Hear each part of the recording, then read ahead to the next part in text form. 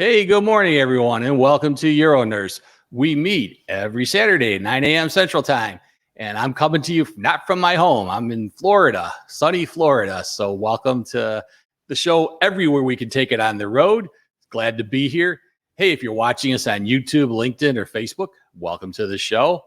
And great announcement. We did it. We hit the 1,000 mark on YouTube. So now what's that mean? It means I become a YouTube creator. So it's got some other things it opens up for me to be able to do on YouTube. But thanks for everybody for subscribing. We got to that number a lot faster than I ever thought we would, but it's been great. So glad that we do it. Hey, but keep subscribing. I think there's other things that can occur as that number goes up. Also want to make an announcement. So we're now going to be on X. We're going live to Twitter. So whether you call it Twitter or X, I don't know. It's called X to me now. But we're going to actually be streaming this episode going live on Twitter. So if you're on Twitter, you'll be able to watch it. And you can watch it on demand at any time on Twitter also. And last week I said we're going to try to go to Instagram. We did try, but we failed. So it will be on Instagram today. I did check it. The feed is working. The Instagram is the only one that it doesn't keep a feed for later. So you can't watch it on demand for Instagram. But you can go to our website and you'll be able to watch it in whatever your favorite format is and see us there. Also, I'd like to thank our sponsors that made this show possible.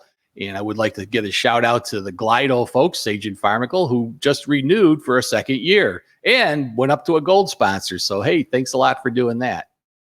Also, if you're watching us and you want to hit the comment box, again, everything except for Instagram, it doesn't work on there, but all the other comment box should be live and we can see them on the show. So feel free to use that. And if you're not getting the newsletter, I don't know what you're waiting for, but go ahead and hit our newsletter up on our website to get that.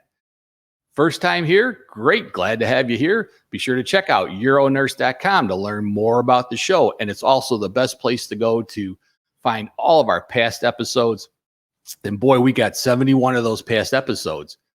Also, want to listen in your car? I just took a 2-day car ride getting here to Florida. So I had plenty of time to listen to my podcast.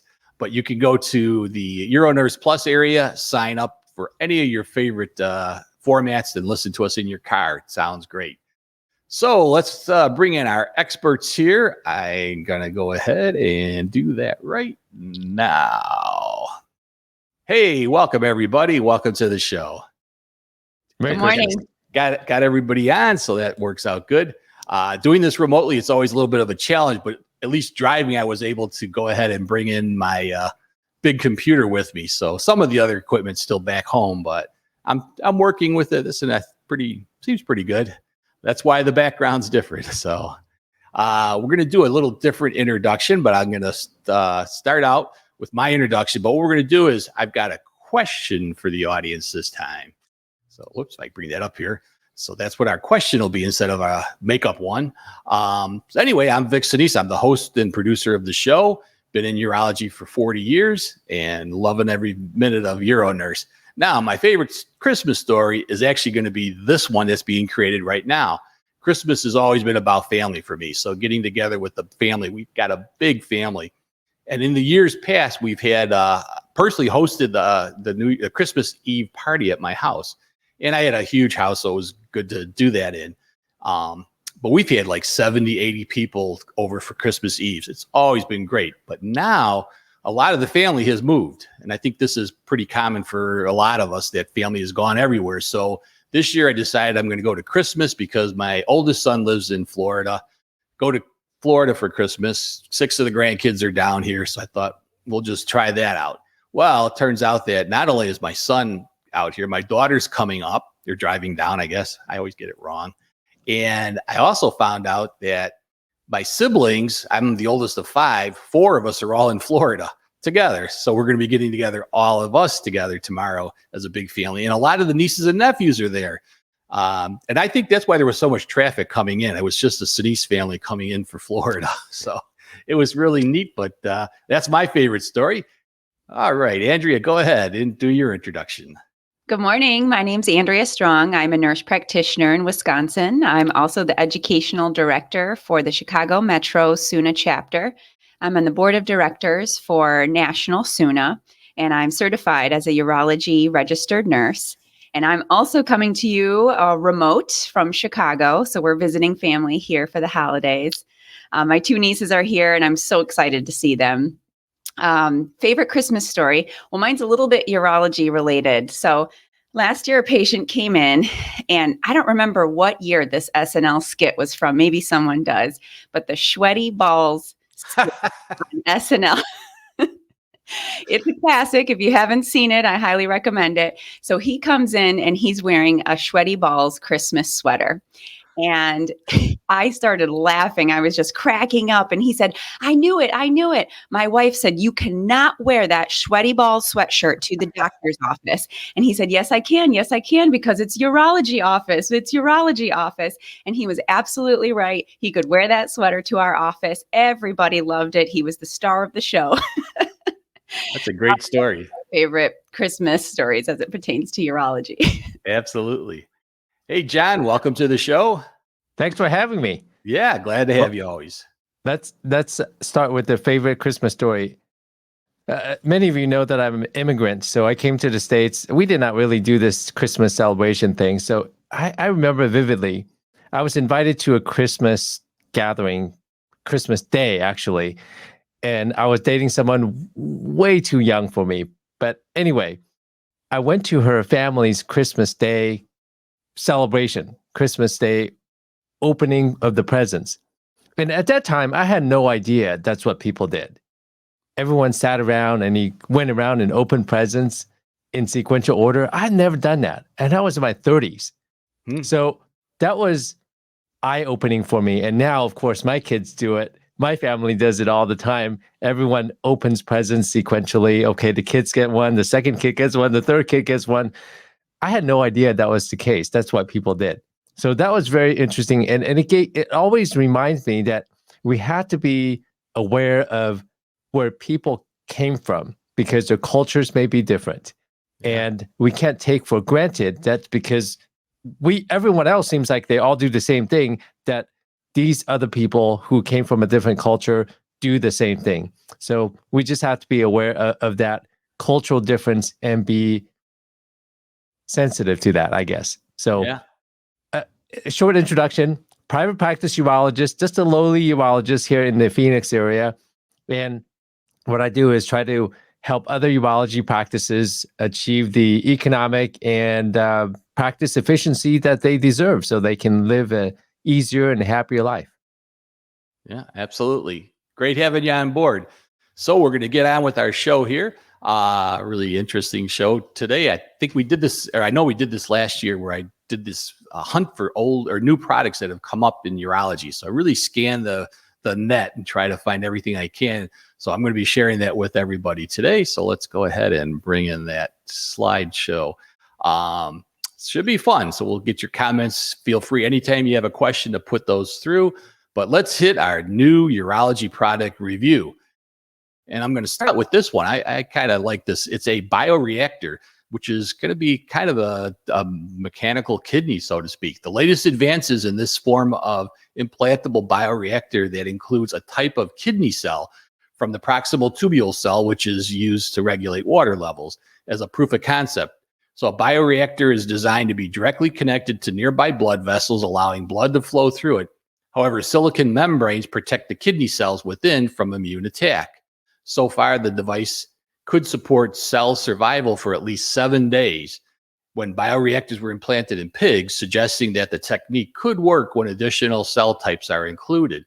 So the goal is to produce this as a kidney transplant. I've got a little clip on that. Kidney failure, which affects about 600,000 people in this country, is treated either by dialysis or, better, if you can get one, is a kidney transplant.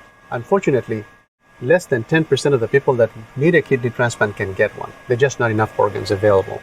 I'm Shuvol Roy. I'm an associate professor in the Department of Bioengineering and Therapeutic Sciences. This is our lab, and we are working on an implantable bioartificial kidney to free the patients from the burdens of dialysis, provide them improved quality of life, and hopefully, if we do this right, we'll actually have something that's going to cost less than the current therapies today. Now, we know that the technology to get there exists. we're taking that infrastructure that California has become famous for, and we're applying it in a way that's not been applied before for medicine. I try to communicate the excitement that we're taking semiconductor technology and applying it to medicine in an unprecedented way. So a current dialysis machine is the size of a refrigerator, and the key component in that is a dialysis cartridge. There's about 2 square meters of surface area.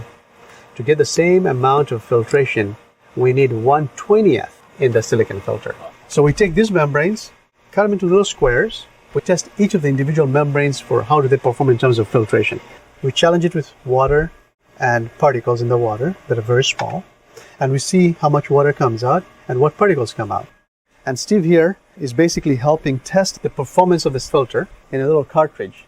This information then gets fed back to the people that are helping us on membrane design or people who are helping us on surface modifications. We'd like to make sure that blood doesn't clot in silicon. So here I work with Zohora to basically take the membranes we have and we can coat them with special molecules that make them blood friendly. 3D printing is a big step in sort of helping us prototype. You can design different versions so we can look at it. Part of engineering is you got to look and feel. Is the right size? Can a surgeon implant that? We're testing and optimizing each of those components individually to make them as best as they can be and then eventually bring them together.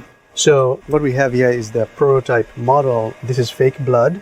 Coming out here is our fake urine. In practice, we won't need a pump because the silicon membranes are so efficient that our body's own blood pressure will be able to drive the filtration. And I feel excited when you're making progress. When I hear from patients, when I hear from physicians, when I hear from students, when I hear from the other engineers that we can do this. Look at the impact. There's 600,000 people who have kidney failure in this country, 2 million worldwide.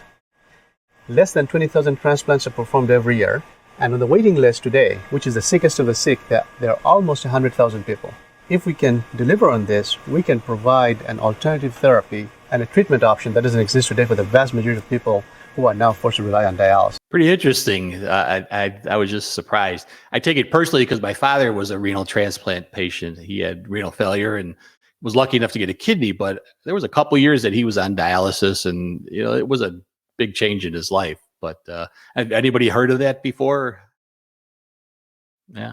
No, it sounds really exciting. And if they can make it in such a small package and eliminate the big dialysis machines that we're so used to seeing, boy, it would be life-changing. Possibly, the thing is, I'm thinking, what if the patients can do that themselves? If they can access the ports, I don't know, that may be the next step. And then after they use it, just simply dispose of that. Yeah. I mean, it's just mind-blowing to think that they can come up with some of these things. So, all right, we'll get on to our next one. And this is on something called bacteriophage. I remember this when I was back in college that they started talking about these phages. They're viruses. Antibiotic resistance has complicated the treatment of many infections. Bacteriophages represents a completely different way to treat infections, with these viruses displaying a highly specific ability to target one type of bacterium, unlike antibiotics, which we know are broad spectrum. And as a bonus, there's a bioluminescent signal that these phages have been engineered to express, so they could be tell when they've encountered their actual target bacterial species. So kind of another way to diagnose infection. Again, I got a little film on that.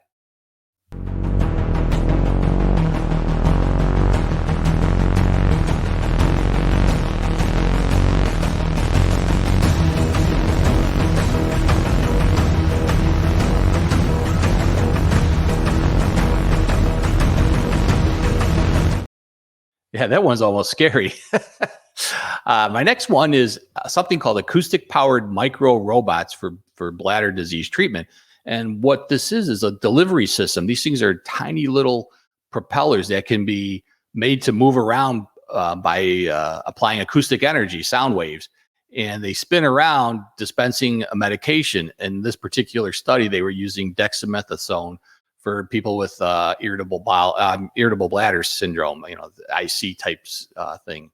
Anyway. Institute for Intelligent Systems in Stuttgart have designed and fabricated an untethered micro-robot that can slip along either a flat or curved surface in a liquid when exposed to ultrasound waves.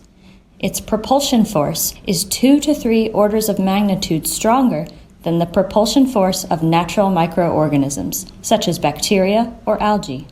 Additionally, it can transport cargo while swimming.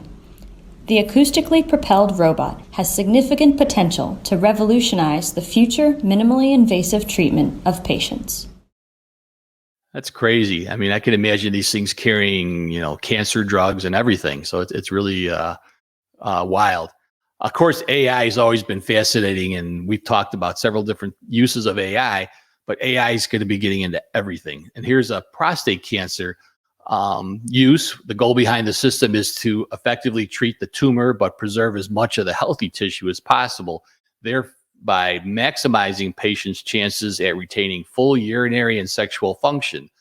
The ablation technology itself is laser-based, and the system is intended for use with just a local anesthetic and as an outpatient procedure in the clinician's office. Prostate cancer affects 1 in 8 men, but the challenge isn't just diagnosis. It's also about locating the cancer accurately for effective treatment and preservation of quality of life. Traditional MRI scans won't show you the whole picture, leaving doctors and patients in a difficult position. That's where Unfold AI steps in. Developed by Avenda Health and backed by over a decade of NIH-sponsored research at UCLA and validation from Stanford, Unfold AI is the first FDA-cleared cancer mapping and decision support tool specifically for prostate cancer. Our technology utilizes multimodal data, combining MRI, biopsy, pathology, biomarkers, and patient demographics. This comprehensive approach allows doctors to visualize accurately cancer within the prostate to make treatment decisions and deliver more precise care than ever before. Why is multimodal AI crucial? Just like humans rely on multiple senses to understand the world, our AI system uses multiple types of data to make complex decisions. This enables doctors to go beyond human limits in cancer care, with the aim of reducing the risk of both overtreatment and undertreatment. The result? More accurate cancer margins, a higher likelihood of preserving critical structures, and ultimately, a better quality of life for patients. Unfold AI isn't just a product, it's a revolution in prostate cancer care. It's about giving doctors the tools they need to make the best decisions with their patients. It's about seeing beyond the image and choosing treatments that are right for you. Yeah, that's pretty interesting to see what's coming up. And AI, can it replace a radiologist? So we talked about that AI kind of being one of these things that may take over different jobs. I think the surgeons got it pretty safe. Nurses, probably a lot of the hand-on jobs. But these things where you have to look at something like a film, a pathologist looking at cells, those things could be replaced. This is how a radiologist diagnoses pneumonia. 84-year-old female, shortness of breath period, frontal and lateral views of the chest period. This is an algorithm called ChexNet that's trained to do the exact same task. And this is how it performed against 6 doctors analyzing 50 chest x-rays for pneumonia in a recent test at Stanford.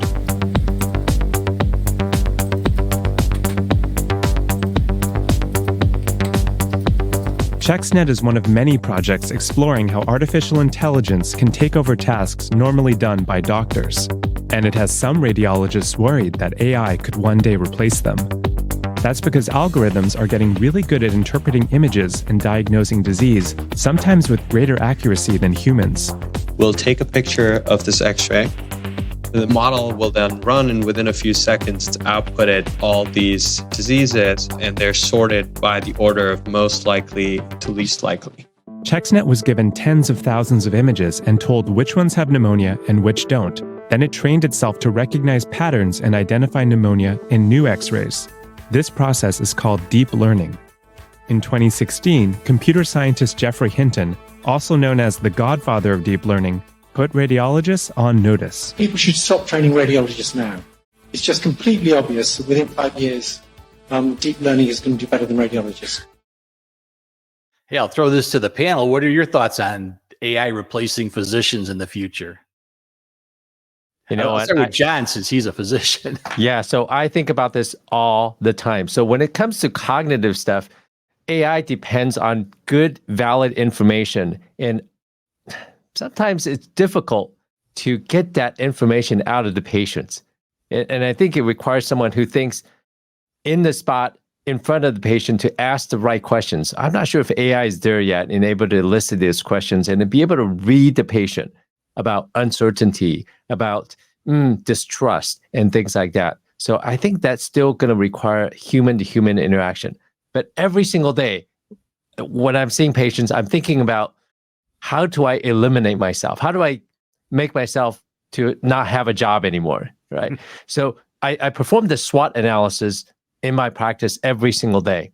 And when it comes to performing vasectomies, I tell patients the hardest part of a vasectomy is not actually doing the procedure, but finding the vas deferens. Every scrotum is different. You can have obese patients with difficult scrotums. You can have an obese patient with an easy scrotum. The ability to feel and identify, isolate, and say that this is where I need to work, what I need to work on, that is not going to be replaceable by AI given current technology, because it requires feel. And I don't think there are any good tactile sensors. And I don't know if I entrust my scrotum to a machine to smash at different intensities just to find the vas deferens, just to experiment with that. So in that sense, doing vasectomies, not going to be replaced by a robot anytime soon in my lifetime. But something else, cognitive sciences, when it comes to looking at radiographs, or looking at skin lesions, looking at pathology, yes, they are definitely very much at risk. Yeah, I agree. Yeah, I agree, John. And we have a comment here from Katie Bortel, and she agrees, John, on that. From a nursing perspective, there is something about human intuition. And I know we've all felt it before. We've talked about it. It's that nursing intuition. And I don't think that any AI can take over that aspect of things. But some things computers are better at doing than we are. And if that means that the patients are safer and the diagnoses are more accurate, then I'm all for that aspect of things. But in general, I don't think we're there yet with replacing our jobs. And I don't think a computer can offer compassion, at least at this point. Well, do a good job of it, because I've seen where, a patient will say, "Oh, that doctor is so great." And it's really because the doctor actually, took the time to listen to the patient and explain things and cared. I've been lucky to work with a great group of docs, and one guy in our group, I tell you, as a person to deal with as an employer, he was a real SOB, but the patients loved him because he cared. Every patient was that important. And he always says, treat your patients like they're your family. Hopefully you like your family though, right? But that was his whole technique, and it really showed through. And I think that's going to protect our jobs for a while. Who knows? And for the docs and the nurses who take care of patients, sometimes showing that care is very simple and it's very subtle. Yeah. For instance, one way to very easily show that compassion, the care that you're listening, a couple of things. Number one, sit down when you actually are in the exam room instead of standing, holding onto your tablet, your notebook computer. And secondly, that tablet and notebook computer is a barrier between you and the patient. That screen that you have up between you and the patient is a physical, literal barrier between you and the patient in order to communicate with the patient. That's why I don't see patients with a computer screen in front of me. I use a tablet, just like the old-time charts.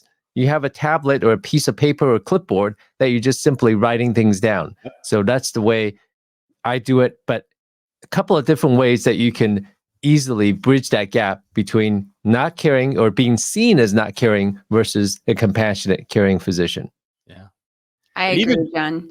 Even writing down like what patients tell you during the exam, like, hey, I'm going to Florida to see my kids.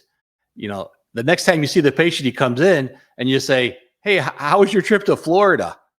That's a big score for compassion.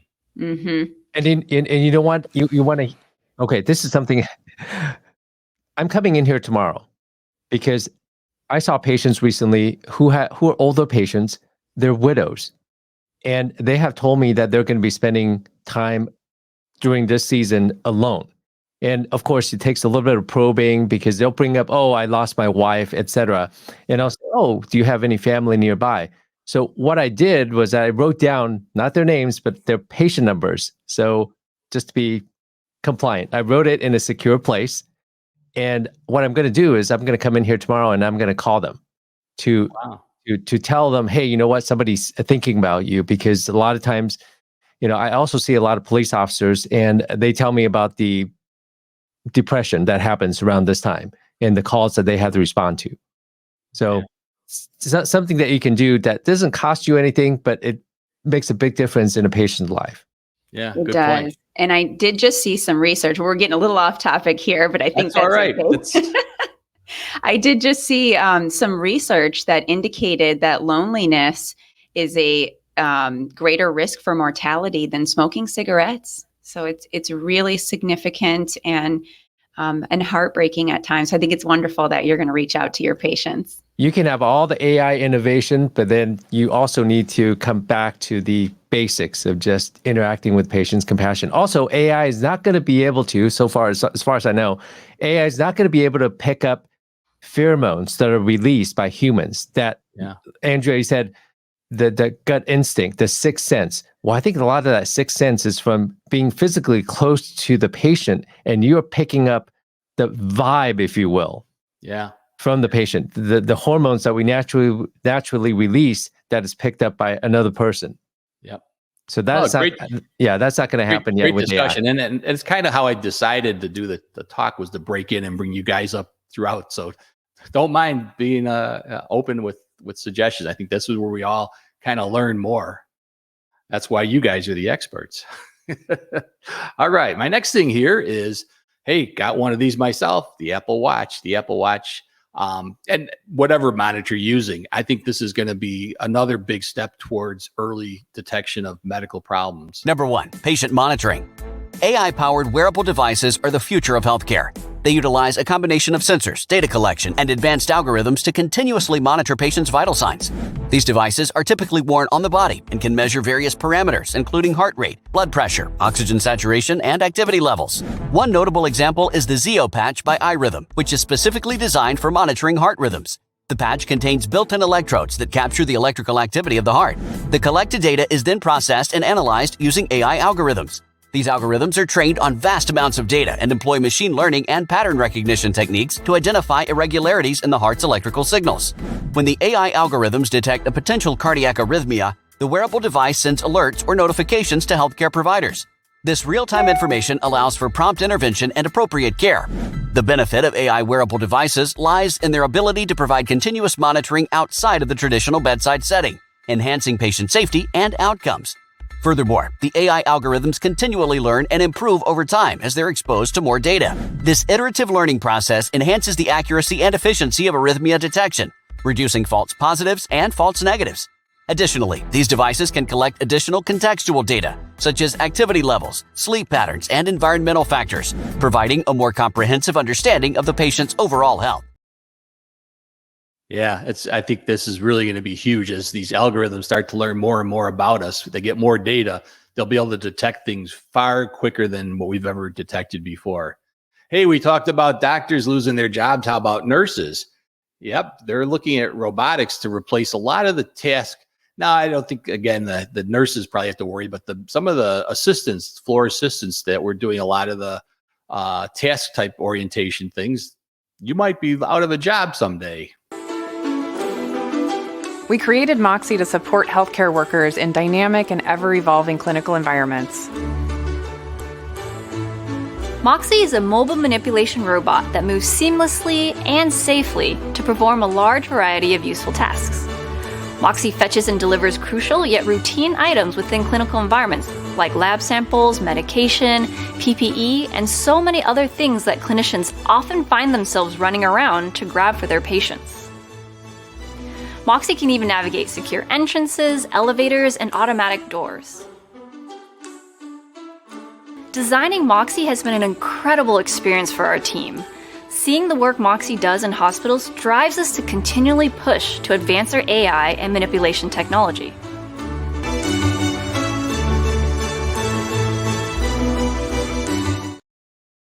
What do you guys think? You want to see one of these running around your hospital? I think it needs to move a little bit faster if it's going to be running to get me a supply in an emergency situation. Yeah, I don't know about for use in an emergency, but certainly for mundane tasks and delivering specimen, things like that. I'm not sure if it'll deliver anything that may harm the patient, such as drugs, right? I don't think the Pyxis is going to go away. But maybe they can design the robot so that they have individual compartments, and once it reaches the destination, verifies the identity of the person interacting with Moxie, then it'll open up the correct drawer. Yeah, maybe. True. I'm sure they're looking at all these different techniques, but I think a lot of like delivery of specimens and things like that typically I can remember I started out as an orderly, and one of the jobs I would have to do is run down to central supply to get supplies. I mean, it was just a lot of useless running back and forth. Oh, I started as a volunteer delivering schedules, different departments. So that is all electronic now. But imagine mundane tasks and manual tasks like that. You can do, or somebody in the ER needing an 18 French Coude catheter or 22 French Coude catheter, right? So you can send Moxie to go down to the OR, grab it, and then bring it right back to you in the ER while you attend to another patient. Yeah, so it'll have a use. All right, now this is my favorite one that I found, and it doesn't exist in America. It's called the Sheelan catheter. It's for giving a local block to the prostate without having to go transrectally. So watch this one here. Like I said, this blew me away because we do a lot of resumes and urolifts. So you just do standard technique for putting in a Foley catheter, put your balloon in, and it's got an injection syringe built injection port right into it. You can drain the bladder through it. And like I said, urolifts, resumes, those type of things are ideal. Whatever you want to inject into it, you can see how this works. It's got, you can decide where you want to inject. You go in there, you stick one needle stick through it, inject, pull back to the next line, inject again, couple cc's, pull back to the next line. You're giving 3 injections through the same site, unlike when you do transrectally where you're probably going multiple sticks. Again, you just switch over here. They're going to that 4 o'clock position, go in deep, inject, pull back a little bit, another 2 cc's, inject, pull back a little bit, another 2 cc's, inject. And then finally, you see that big line, you're safe to move it to go to your other injection sites up here at the 11 and 1 o'clock zones. There they just give 2 injections, one on that side, one on the other side. And there we go.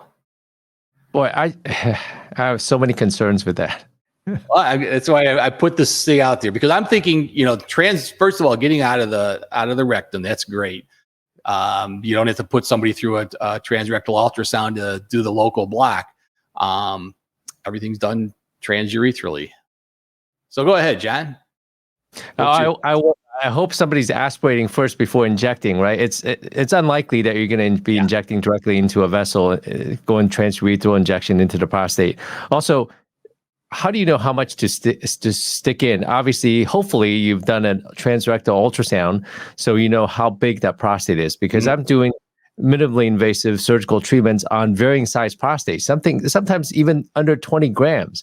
So you have to know how large that prostate is, also how long that needle is sticking out. I also worry, you've done this before. You think that the coude is going in one orientation, but then what you do out here may not correlate with what's happening at the distal end. Yeah. So how do you know when you turn here that the needle is actually going at the 1 o'clock position or 3 o'clock position? So those are some of the concerns. Anyway, good idea. I like it. Yeah. I just wanted to take this opportunity to highlight some of our comments here. Sure. So Katie said AI will augment the diagnoses effectiveness. Charlene said, greetings from Springfield, Illinois. Hey, Charlene. And a Merry Christmas from Taiwan. It's wow. 11:30 p.m. there. So good evening and Merry Christmas. It kind That of is blows me awesome. away. Yeah. At the reach of this show, the number of countries. We'll talk about that next week at our show is what we're getting out to in some of the different countries. But hey, thanks for that. It's interesting because I just did a video. It's going up on YouTube soon. I just did a video in the Thriving Urology Practice Facebook group using one of the idioms from Taiwan, and it goes something like this: 腾口棒腿. So what that means is somebody's taking his or her pants off just to pass gas. And the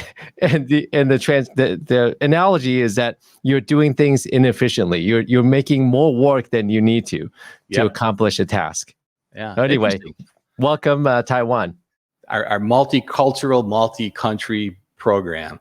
All right. This next thing is I just was going through again. We always talk about these biofilms and how they prevent us from treating infections because of them. So there's some research going on where they're finding plants in Africa called the Gisho plant that actually has a ability to break down these biofilms. So I'm interested in watching this research develop and see, because I think that's going to have a lot of utilization for urology for sure. And next, I'm going to switch over to what things we've done in UroNurse with new inventions that have been brought to light. So I thought it might be fun to share some of those real quick with everyone. In episode 35, we had the WellSpec group come in here with something called the L, a little change on the female self-catheterization. Here's that. We have the Lofric L. The Lofric L is our newest female-length catheter. It was launched in May of 2022, and I'll show you the steps to using Lofric L. So the first step is to lift this top to release the seal, the pressure, and then we'll twist to release the integrity seal, and then we'll separate the catheter, take the catheter out, and the container portion has some wetting solution in it. So that's important to know. For this purpose, I'll keep the wetting solution in here. This container is recyclable, which is very nice. There are two little buttons at the bottom. So you twist the buttons into the circle on the side. So it's a twist and click. So again, it's the bottom of the container that is twisting and clicking into the Lofric L. So it's in the shape of an L. Already, I didn't want to go into that one right away, but I guess it did. But I thought that was kind of a neat take on, anyone who's done self-catheterization instructions on females. It's always a kind of a more difficult thing to do than for us guys who are lucky. I thought that was just kind of a cool little subtle change to the catheter. Yeah, and something else that is available, I think, from a lot of the companies, maybe Coloplast or Bard, a lot of these companies will have a lighted mirror, if you will, because for a female, they have to kind of not be able to visualize their urethral opening and try to put a catheter into that opening for self-catheterization. So if there's a mirror that they can use that is lit, right? Kind of like I guess a lot of the YouTubers or video content creators, they have a ring light. Oh, so imagine a ring light mounted on a mirror that you can place down there, and then it'll make it a lot easier for the female, for the woman, to find that urethral opening. That's also available, and often that is for free, but you can also find it on Amazon. Absolutely. All right. Our next was episode 43. Another invention for ladies, because we've had external catheters for men, but now there's one that's available for females called the UriCap. Urine collection device. UriCap Female is a simple, comfortable, and quick-to-use device that enables effective urine management. The UriCap Female is assembled from the cap and the tube. Connect the cap to the tube. Connect the tube to a urine bag. Make sure they are firmly connected. Apply the lubricant around the edges of the device. Clean the vaginal area before applying the device.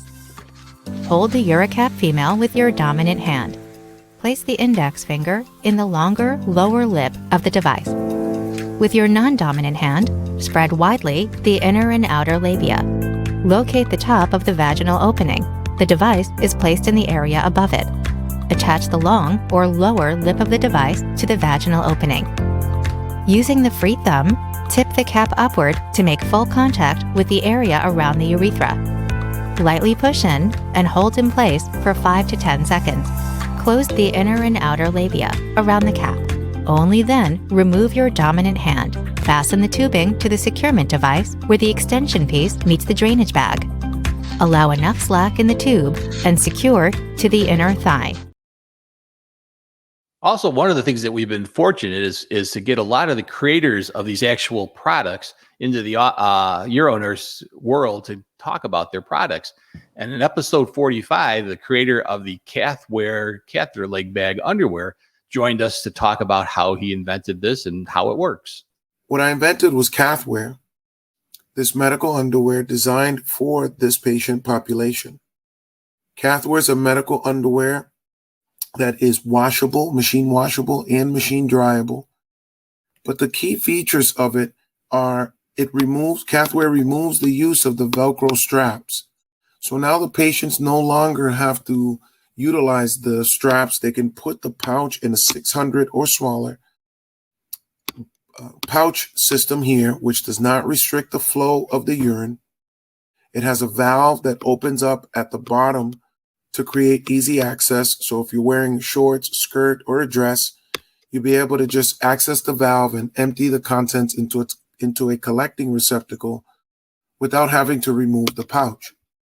The X-looking feature that you see is a catheter channel.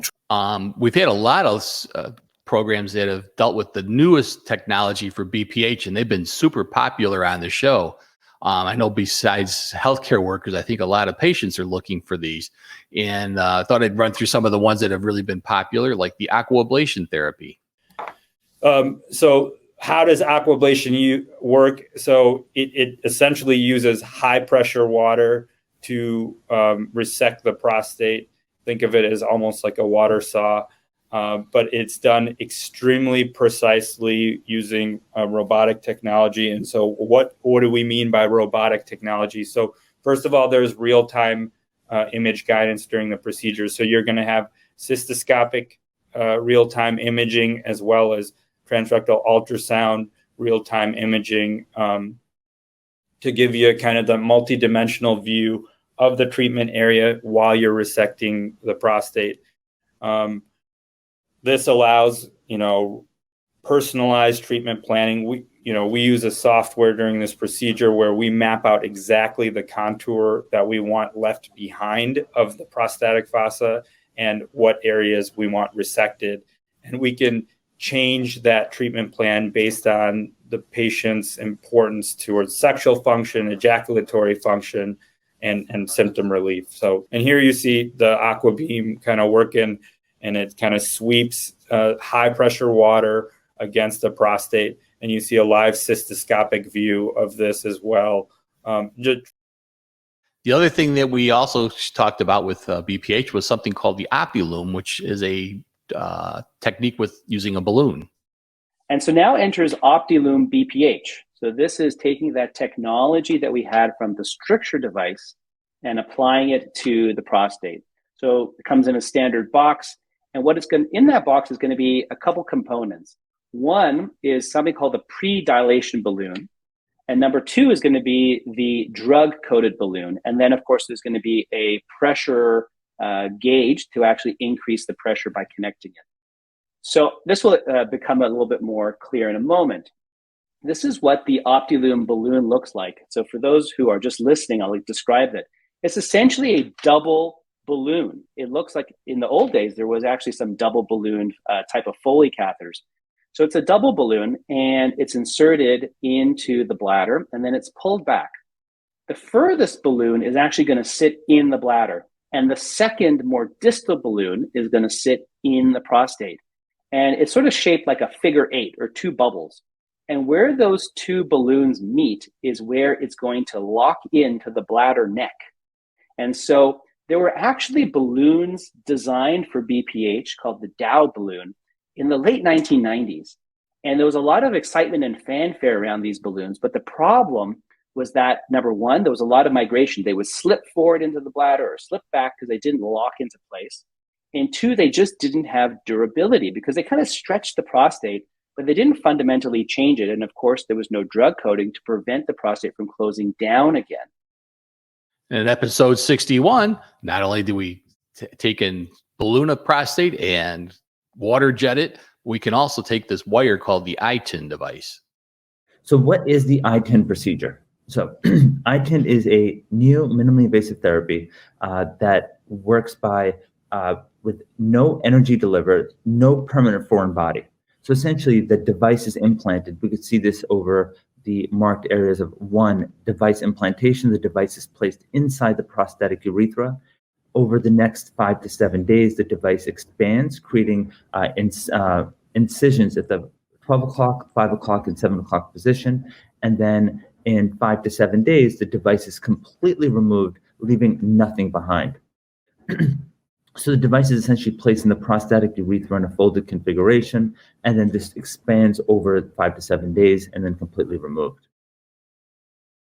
So this is just cystoscopic view. So we can see example one, where you've got this high bladder neck, right? You can see how when you're looking into the bladder from the prostatic urethra, you can see how there's no view directly into the bladder. And after removal, you can see how there's a clear channel going inside the bladder. Now, that's not a completely exhaustive research on all the different things we offer for BPH, but I thought those were some of the highlights. Now, this was an interesting episode 56 where I heard about this thing called the Lumia prostate biopsy system from a SUNA nurse who had written in on the UroConnect. I asked her to present on it, and that's actually how Lace got involved with the UroNurse. Something we really liked. For our nursing staff, it was also great because, as you can see, those come pre-labeled. Of course, depending on your practice and what samples you want to take, your label might be different. And in the back of those, you just put your patient information. So I do have here with me, and I would love to show you guys. So usually your kits come in a lovely little box like this, and I have mine open already. When you open the box, you find yourself with these little Mylar bags. Of course, this one is open already, but this is what you will be sending your sample back in. With that right there, you find your board. It comes in this nice little plastic container here, so really minimal exposure to formalin as well. You go ahead and open the sky, and in there you find your actual biopsy board. So you see here, not only is this board labeled with the R for the right side, but it's also a different color than the left side, and also a different color from the additional board that you can use. And again, on episode 59, we had the creator and inventor of this Ellatone external pelvic floor therapy, who came up with this device to treat her own problem when, after having pregnancy, developed some incontinence, and this is what she came up with. So Ellatone is the only non-intrusive treatment for bladder leaks anytime, anywhere.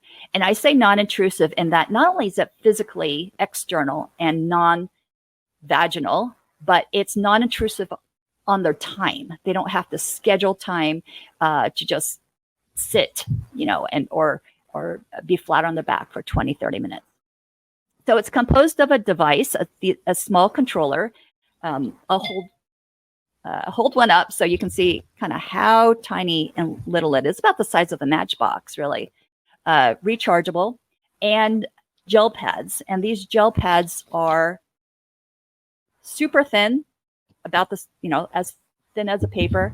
And let me just show how flexible it is. So it's flexible and comfortable. And these gel pads are reusable and then disposable. So we have Ellatone for the stress incontinence, and just this year, Ellatone Urge for overactive bladder. Now, to give a little bit more detail on this, this gel pad has adhesive hydrogel, and that's the conductive areas. That is essentially, we're delivering electrical stimulation through the perineal tissues. And then most recently, episode 71, we had this device for an external catheter that could be used for both men and women. And this one kind of blew me away because it was one of the few I've ever seen that's reusable, that could actually stay on for men. Most of them fall off. So here's that one. So again, the true catheter, we're going to show you, we have multiple catheters. We have modified the male catheter multiple times, and we have a catheter that's bigger, and then we have a catheter that's smaller from the males. And we have a female catheter as well, which Christine has over here. This is the female catheter, which again is a little different because it has, if you will, more of a shaft in there. And then we have a pediatric catheter, both pediatric female and a pediatric male catheter as well. And that's what this is the first, just as somebody who spends a lot of time in pediatrics, the fact that we're able to have an external pediatric catheter is very exciting for us. When we look at this catheter, there's several, you can read, there's several components to it. But one of the things that's very interesting is that this catheter you can actually apply yourself.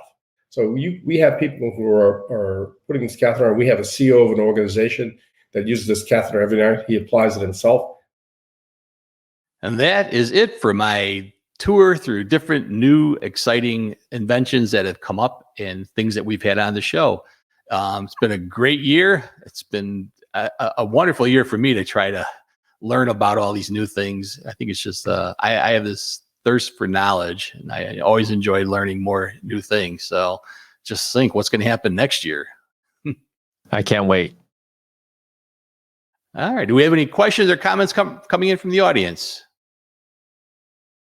Don't see any questions or comments yet, but while we're waiting, I was thinking of one of my many favorite Florence Nightingale quotes.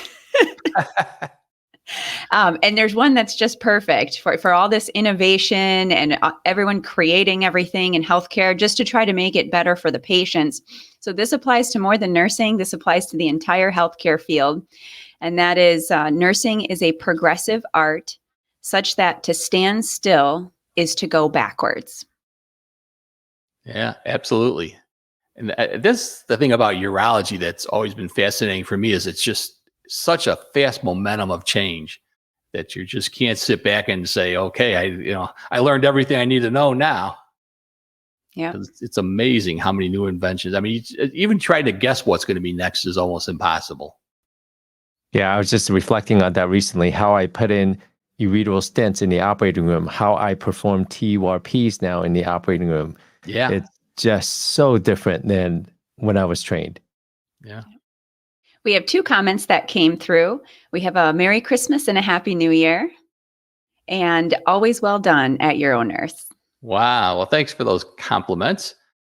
Great. Well, I'm good with being pretty close to done here. So I'd like to take a little time out here to talk about next week's show. Next week is going to be a look back at 2023 for UroNurse. As we reflect on the year 2023, a glance back at uronurse.com reveals a dynamic and evolving platform dedicated to serving the urology nursing community. Throughout the year, uronurse.com has been a reliable source of information, education, and community engagement for urology healthcare workers around the globe. uronurse.com has facilitated a sense of connection and collaboration among urology nurses.